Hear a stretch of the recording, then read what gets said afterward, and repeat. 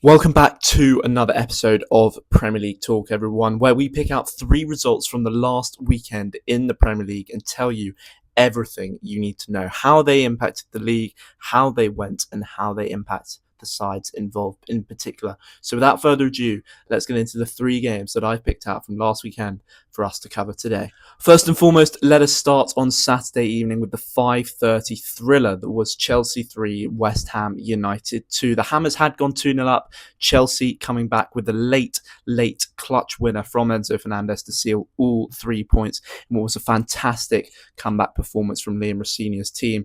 Look, if we get into the game itself, I thought West Ham started really brightly. They were containing Chelsea. Yes, they did have opportunities, but it wasn't anything clear-cut, and it didn't really look as though the Hammers were under that much danger. Bowen puts them ahead.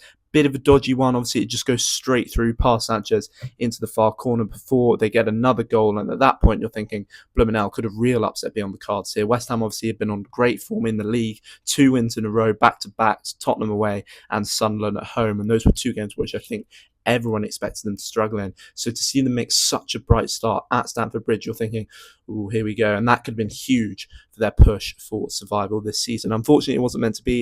In the second half, the game completely flipped. Chelsea were coming straight at them, and they just couldn't cope with the onslaught, with the pressure, which eventually led to Chelsea getting themselves back into the game. 1-0, then 1-2-1, then 2-2, then 3-2. João Pedro, Cucurella, and Enzo Fernandez all picking up goals for the Blues, which saved them a lot of embarrassment. Let's be honest, a 3-2 loss at home to West Ham, who completely capitulated in that second half, would have been absolutely catastrophic, I think. To lose to a side like West Ham, who, let's be real, even though they had 2 wins in a row, have been incredibly poor this season. The return game was 5-1 to Chelsea. Obviously, it was under a different manager. Very different times, a lot of optimism at the time. I think still, though, you've got to say that there's a lot of positives coming out of Rossini's reign so far. They look more competent, they look more set up, they look more confident as well in their ability to get out there and get a result. But yeah, I think this has spared their blushes. It really has. And I don't think we can look too much into this as being a great performance, because ultimately they should never have been 2-0 down in the first place. You welcome a side that's in the bottom 3 to Stamford Bridge. You've got to put them to the sword. They weren't able to do that. And yeah, they're forced to save themselves coming up with the last minute goal. In terms of the table, well, Chelsea, they continue to fight for a top 4 place. That's all they're going to get this season. Obviously, they're in fierce competition with Liverpool and Manchester United, potentially Aston Villa, depending how that goes. But we'll see what happens. West Ham, on the other hand, I'm really struggling not to say this is 2 drop points or 3 drop points because they were 2-0 up. But at the same time, I don't think anyone really expects them to go and get anything from Stamford Bridge. So I think that would be a bit too harsh. But what we will say is that they have to do better next time. And they're really struggling down there because Leeds, although they lost on the weekend, they're pulling clear. Nottingham Forest, they're also pulling clear, even though they drew on the weekend. So they've got to try and turn this around. They really do. And I know it's 2 wins in a row and then they lose this one, but still they've got some tough games coming up. It'll be very interesting to see what happens with them. If we move on to our next clash, Aston Villa hosted Brentford in a Sunday 2 p.m. kickoff, which saw Brentford run out 1-0 winners with 10 men. Dango Ouattara getting the goal that gave them all 3 points, even though Kevin Schade had seen red earlier on in the game. And look, that's a massive 3 points for Brentford, who all of a sudden have come out of nowhere and are really thrusting themselves into a race for Europe. Villa, that's another loss at home, 2 on the bounce now, 1-0 at home to Everton and now 1-0 at home to Brentford, and they'll be kicking themselves in the foot. They had a chance to narrow the gap once again to Arsenal to just 4 points and pull clear of Manchester City, but they were just unable to do so. And I know they do have a lot of long-term injuries, let's be honest. Kamara was out, Kamara was out, Tielemans was out. They're missing some key players. Onana's just coming back from injury. You know, it really, if you lose your midfield, it's going to disrupt you. That is 100% a fact. But still, they just look void of ideas going forward. Tammy Abraham thought he got one back. He was offside. Ollie Watkins wasn't there, so Tammy Abraham came back in to the Villa team. We saw 2 players reappear for Villa, Douglas Luiz and Tammy Abraham, both back on the Villa Park pitch. But again, it just wasn't enough. And to be honest, you've got to give credit to Brentford. They were absolutely superb. They worked their absolute legs off. And, you know, in the Premier League, work hard, you're better than the other team. You get the 3 points most of the time. So, yeah, look, I think Brentford, if they can get Europe, that would be incredible. I'm not going to put it out there right now. It is only February, and we've still got a lot of football to play in terms of that race for Europe. But they've taken some big scalps this season, and away from home at Villa Park is a result that not many sides have managed. I think it's just Everton and Brentford, and I think some teams earlier on in the season. Don't hold me to that. Can't really remember. But it's a massive, massive 3 points for the away side. And with 10 men, that will give them so much confidence moving forward, especially as they've got some tough games coming up. I know they've got to face Arsenal in a few weeks. I think it might actually be next week. So it'd be very interesting to see how that goes. But yeah, massive, massive 3 points for Brentford and a lot to work on for Aston Villa.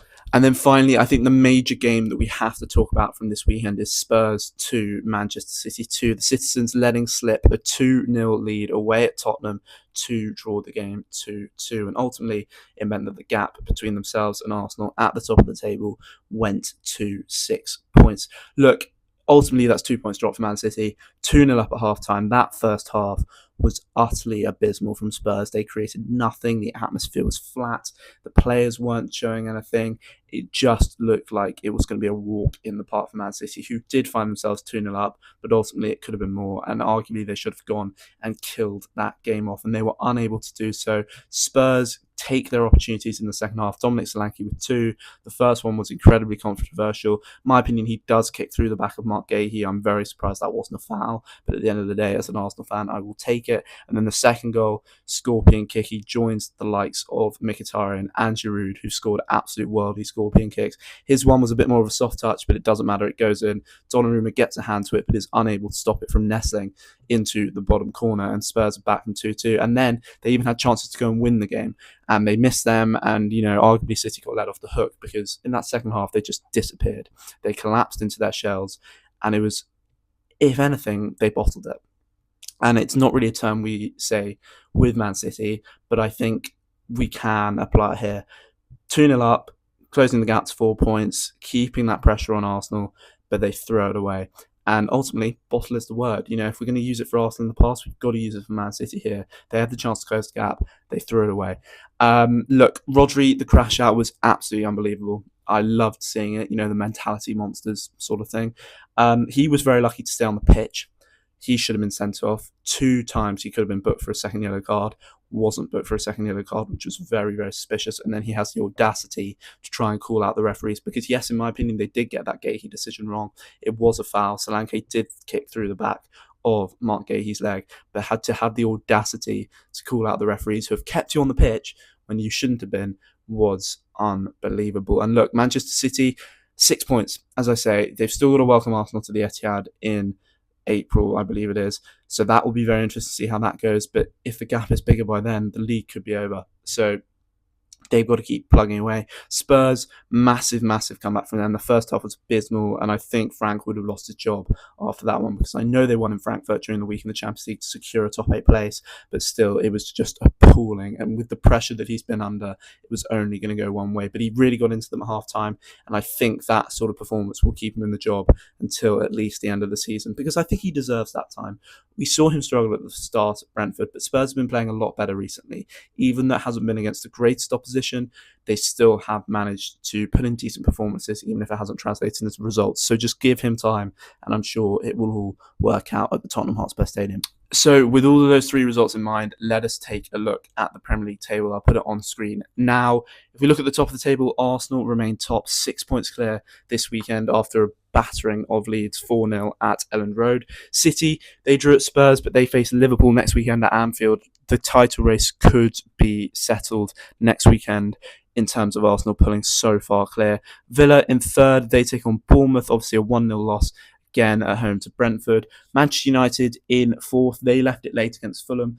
Fulham came back from 2-0 down to draw to 2-2, and then Sesko sticks in the winner for United, who remain in the top 4. 1 point clear of Chelsea with a victory against West Ham. 2 points clear of Liverpool with a huge win against Newcastle. Very, very convincing performance for the reigning champions. Brentford up to 7th. Obviously, that mental win at Villa Park. Great result for them. Sunderland back up into the top 8 with a 3-0 demolition of Burnley. Fulham down to 9th. Everton in 10th. Draw this weekend for them. Not exactly an ideal result, but to get a last-minute equaliser away at Brighton is never a bad thing. Newcastle in 11th, 2 losses in a row for them now. Bournemouth 12th, a good win for them on the weekend as well. Another one.